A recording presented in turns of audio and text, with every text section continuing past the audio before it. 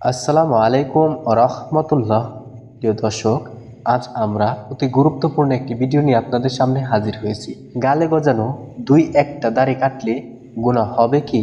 আমার দাড়ি মূলত তুতনি ও কানের সাইডে, মানে গালের দিকে তেমন দাড়ি নেই বললেই চলে, তবে গালে হঠাৎ দুই চারটা বেশ বড় দাড়ি গজায়, যা খুবই বেমানান লাগে।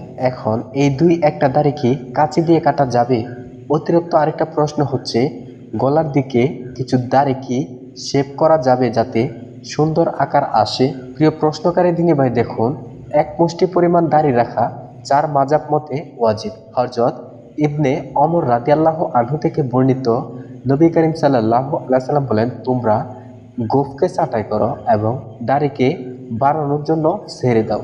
হাদিসটি সহিহ বুখারী শরীফ থেকে নেওয়া, 5443 নং হাদিস। দাড়ি মুন্ডানো হারাম এবং এক মুষ্টি থেকে কম দাড়ি রেখে অবশিষ্ট দাড়ি ছাঁটাই করাও হারাম, এতে কবিরা গুনাহ হবে। হযরত ইবনে ওমর রাদিয়াল্লাহু আনহু থেকে বর্ণিত, রাসূল করিম সাল্লাল্লাহু আলাইহি সাল্লাম বলেছেন, তোমরা মুশরিকদের বিরোধিতা করো, দাড়ি লম্বা করো আর গোঁফকে খাটো করো। আর ইবনে ওমর রাদিয়াল্লাহু আনহু যখন হজ বা উমরা করতেন, তখন তিনি তার দাড়িকে মোট করতেন, তারপর অতিরিক্ত অংশ কেটে ফেলতেন। চার মাযাব এই বিষয়ে একমত যে সমস্ত মুসলমান মুজাহিদদের নিকটে দাড়ি কাটা হারাম। এক মুষ্টি থেকে কম রেখে দাড়ি কাটা চার মাযাবের সম্মতিতে নাজায়েজ। দাড়ি হলো গালের শেষ ভাগে এবং গলার শুরু ভাগে বাম কান থেকে ডান কান পর্যন্ত বিস্তর লম্বা হাড্ডি থেকে গজানো চুলগুলো দাড়ির সীমারেখা, বাকিটা দাড়ি নয়।